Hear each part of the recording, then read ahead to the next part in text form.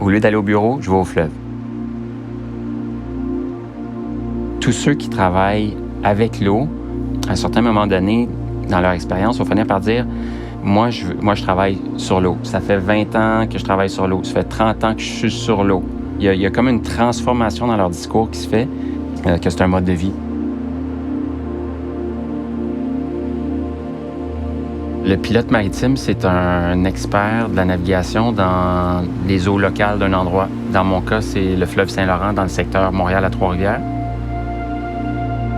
Sur le fleuve Saint-Laurent, comme on a un fleuve très long qui devient resserré juste en haut des Escoumins, c'est à partir de ce moment-là qu'on prend des pilotes. Donc, les navires qui arrivent au Canada doivent prendre un pilote parce que de mettre un navire aussi gros dans un environnement aussi resserré, ça change de la dynamique complètement. L'environnement immédiat du navire n'est plus du tout le même que lorsque les équipages sont en mer parce que quand tu as très peu d'eau sur les côtés et sous le bateau, tu vas pas pouvoir tourner le bateau de la même façon que si tu étais en pleine mer et tu avais de l'eau partout.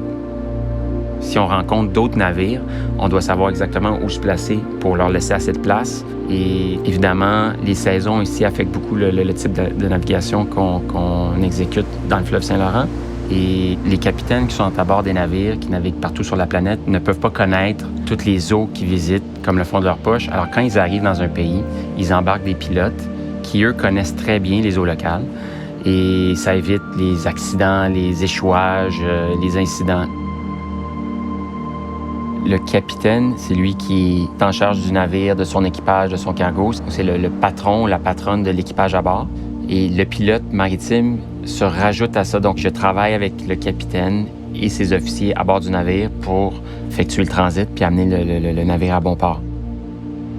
Quand le centre d'affectation m'appelle pour m'affecter sur un bateau, tout ce qu'il me dit, c'est « OK, Simon, tu dois être à tel endroit, à telle heure. Voici le nom du bateau, son tirant d'eau. » Puis tout le reste, je vais le découvrir en arrivant à bord. Puis c'est toujours un petit peu différent. Il y a un niveau d'adaptation que le pilote doit avoir qui est absolument nécessaire. Il y a toujours un côté de surprise lorsque tu vas embarquer à bord qui fait que le métier est jamais plate.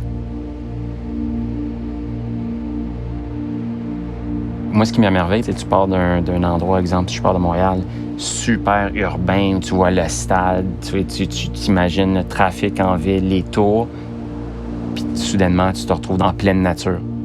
En plus, là, tu es peut-être à, disons, 30-35 mètres au-dessus du fleuve, qui te donne une perspective qui est presque celle d'un drone, mais pendant 5 ou 7 heures. Je suis passé par hasard le soir de la Saint-Jean à 22 heures. Le feu d'artifice, là, il était par-dessus le bateau. C'était incroyable. Moi, tu me sépares de l'eau, je sais pas ce que je ferais, tu sais. Sans la présence de l'eau, je serais malheureux. Le fleuve, c'est un petit peu difficile de le décrire. C'est juste comme... c'est un membre de la famille, tu dois l'entendre, le voir, le sentir. C'est comme un incontournable dans ma vie. C'est un peu ça la relation pour moi du fleuve.